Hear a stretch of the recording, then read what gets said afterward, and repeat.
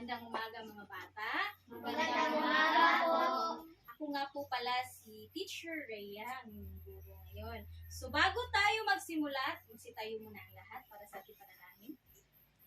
Sa ngalan ng Ama, ng Anak, ng Espiritu Santo. Ama namin, sumasalangit ka, sambahin ang ngalan mo, mapasa amin ang kaharian mo, sundin ang loob mo, dito sa lupa para lang sa langit. Bigyan mo kami ng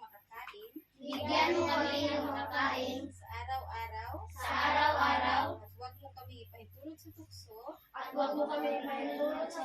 at iadya mo kami sa lahat ng masasama. Amen. Ngalan ng Ama, ng Anak, sa Espiritu Santo. Okay. Magandang umaga ulit mga bata. Magandang umaga po, Elia. Okay. Bago kayo umupo, pakipulot muna ang mga basura. At ayusin ang inyong mga upuan. Okay. Very good. Maaari na kayong umupo. Okay. Ngayon, may kakilala ba kayong mga batang hindi na nag-aaral? Meron. Mga kaibigan nyo. Okay, ano kaya ang mga posibleng dahilan bakit hindi na sila nag-aaral? Walang pera, posible. Laging naglalaro. Okay. So, ngayon, may kwento akong babasahin at ang lahat ay makinig ng mabuti. Naintindihan ba mga bata?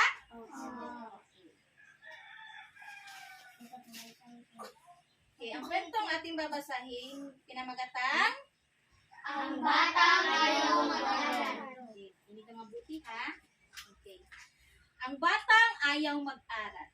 Sa isang maliit na barangay nakatira ang batang si Sergio. Siya ay nagmula sa isang mayamang pamilya, kaya lahat ng kanyang hilingin sa kanyang mga magulang ay nasusunod. Bagong damit, gadgets, at maglaro si Sergio. Marami siyang kaibigan sa kanilang barangay.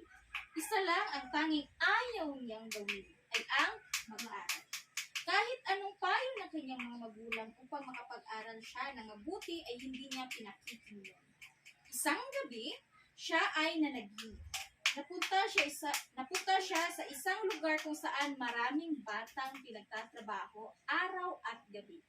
Lugar na iyon at pinilit din siyang pagtrabahuin. Hirap na hirap siya sa lugar na iyon. Hindi rin niya gusto ang lasa ng pagkain na ibinibigay sa kanya. Ilang sandali pa ay natuklasan niya na sa lugar na iyon, pinarurusahan ang mga batang ayaw mag-aral na mabuti. Kaya napasigaw siya ng malakas at dalidaling napabilikwas mula sa pagtulog. Mula noon, naging masipag na sa pag-aaral si Sergio. Okay, ano ang inyong mga natuklasan base sa ating binasang kwento? Ha? Ano ang nasa kwento? Bakit ayaw mag-aral ni Sergio? Dahil sila ay mayaman sila. Okay, ano kaya ang dahilan bakit ayaw pa niyang mag-aral? Dahil aside sa mayaman sila, tamad siya. Okay, lahat ng binibigay na kanyang ang lahat ng hinihiling niya ay binibigay na kanyang mga magulang. Okay. Tatalakayin natin ngayon kung ano nga ba ang konsepto ng sanhi at bunga.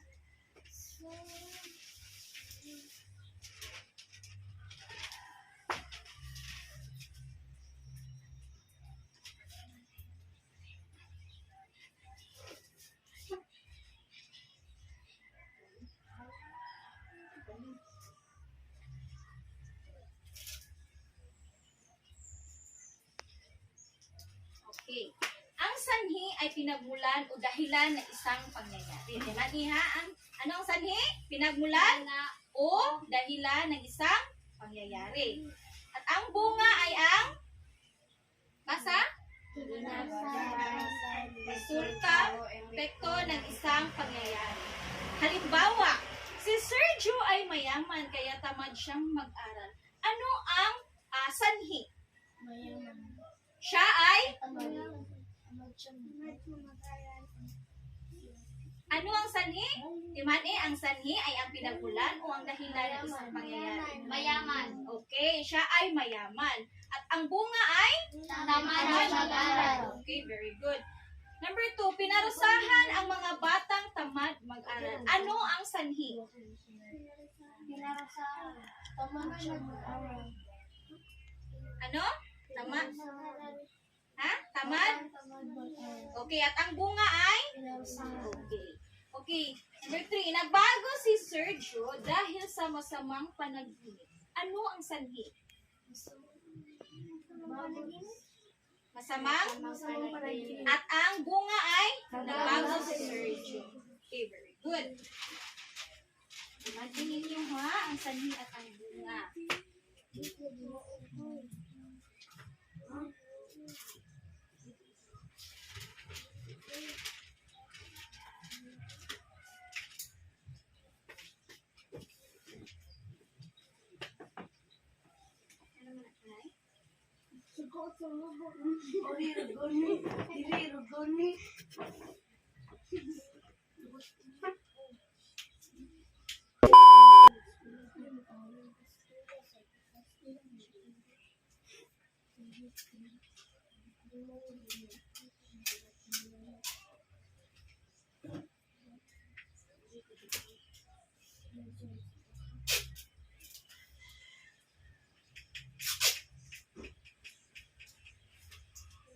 Okay. Tingnan natin kung naiintindihan ba ninyo ang konsepto talaga ng sanhi. Okay. Panuto, bilugan ng sanhi sa pangungusap at sa lungguhitan ang bunga. Okay, number 1. Nabagsak si Sergio sa kanyang pag-aaral dahil tamad siya. Ano ang sanhi? Kung alam nyo yung answer, raise your hand. Okay.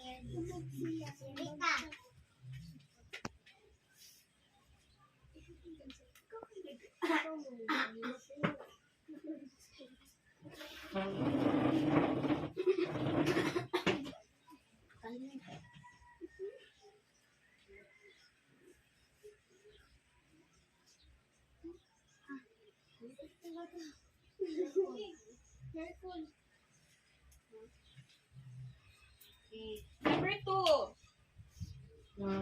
I want to try.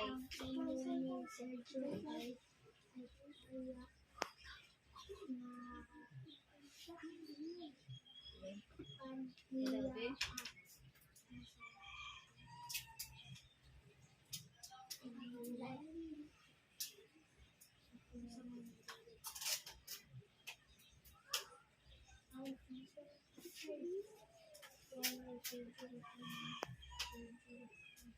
Number 3.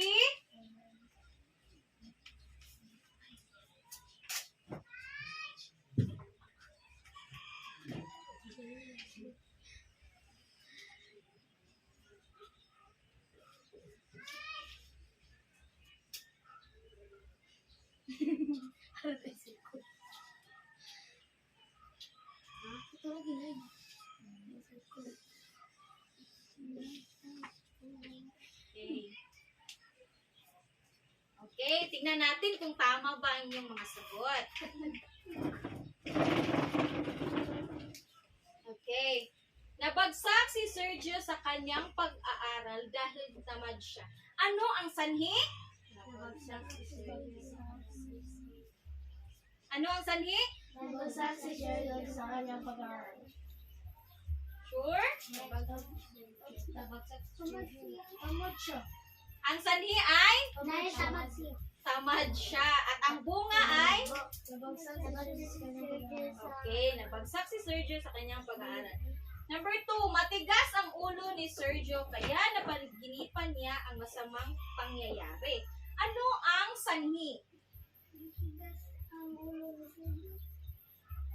Ano? Tigas ang ulo ni Sergio. Okay, very good. At ang bunga ay? Napanaginipan niya ang? Masamang pangyayari. Okay. Number 3, mayaman ang pamilya ni Sergio kaya ayaw niya pumasok sa pag-aaral. Ano ang sanhi? Mayaman ang pamilya ni Sergio. Okay, at ang bunga ay? Ayaw na pumasok sa pag-aaral. Okay, very good.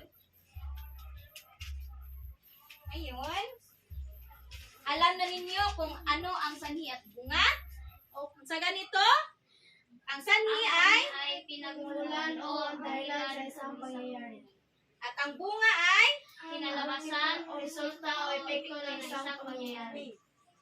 Okay, sa kwentong ating binasa, no, kahit mayaman ang ating mga magulang, hindi natin, dapat tayo ay mag-aral talaga ng, okay, para dito maparihan ni Sergio, no? Okay, ngayon, so alam nyo na ang konsepto ng sanhi at bunga. So, may bibigay akong pagtataya.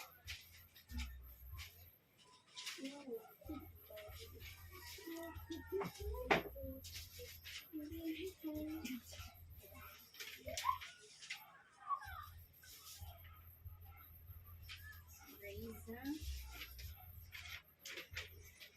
Erica, si Bobby Jane,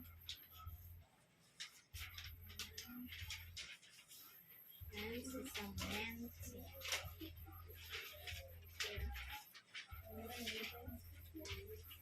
Okay.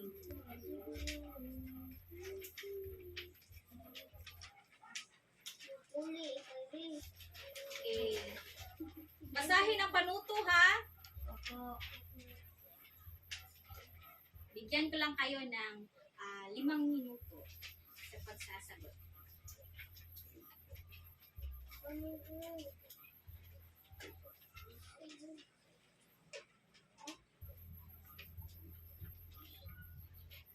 Okay, tapos na ba ang lahat? Opo. Okay, pakipasa sa harap.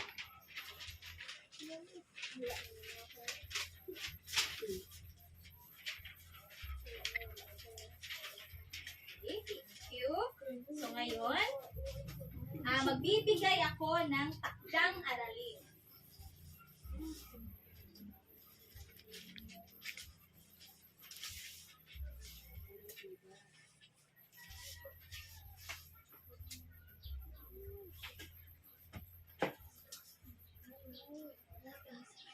Okay, ang takdang aralin, isulat sa patlang ang titik S kung ang may salungguhit ay tumutukoy sa sanhi. At isulat ang titik B kung ito ay tumutukoy ng bunga. Okay, ito ay takdang aralin at sagutan nyo ito lamang sa at ipasa nyo bukas, ha? Maliwanag? Opo. Okay, maraming salamat po.